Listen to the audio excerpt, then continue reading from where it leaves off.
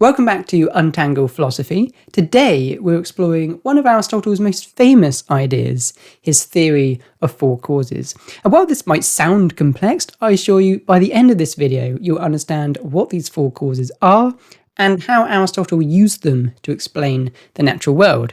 So let's get started. Aristotle was a student of Plato, but he took a very different approach to understanding the world.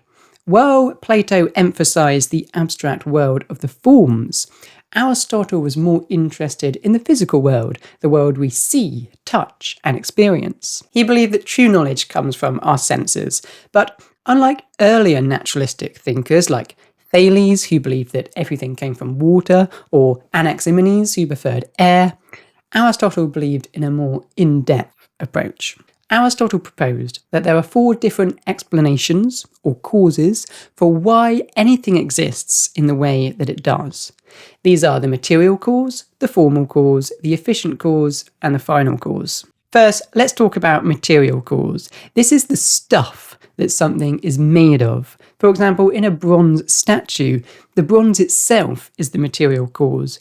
It's the literal substance that makes up the object. Next up is the formal cause. Now, don't get this confused with Plato's theory of forms. Here, Aristotle is talking about the actual shape or structure of something. Think of it as the blueprint that gives an object its form. In our statue example, the formal cause is the specific shape that makes the bronze a statue and not just a lump of metal. Moving on to the efficient cause, this is the how of the object's creation. It's the process or agent that brings the material into its final form. In the case of our statue, the efficient cause is the sculptor, whose skillful hands shape the bronze into the statue. We have the material and we have the form, but to get the material to the form, we need the sculptor. And finally, we have the final cause, perhaps the most intriguing of all. This is the why behind the object's existence. It's the purpose or reason for which the object was made. For our statue, the final cause could be the sculptor's desire to commemorate a historical figure or to create a work of art that inspires others.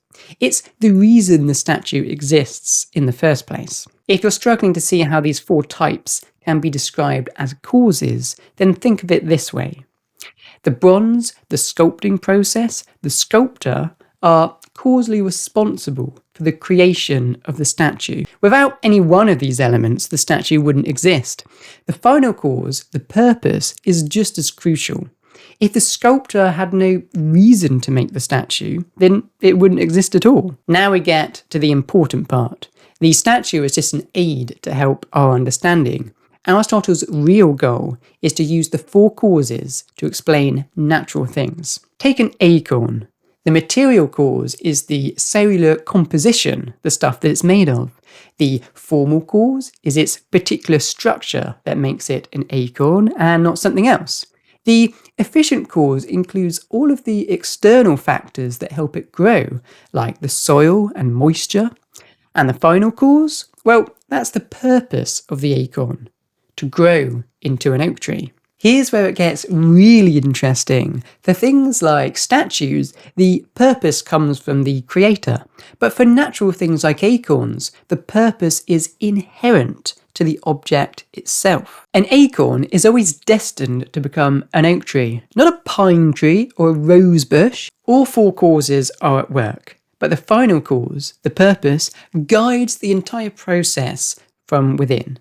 You can think of it as similar to how DNA guides the development of living organisms, except there is a significant difference. Aristotle's view of nature is what we call teleological, meaning he believed that everything in nature has a purpose.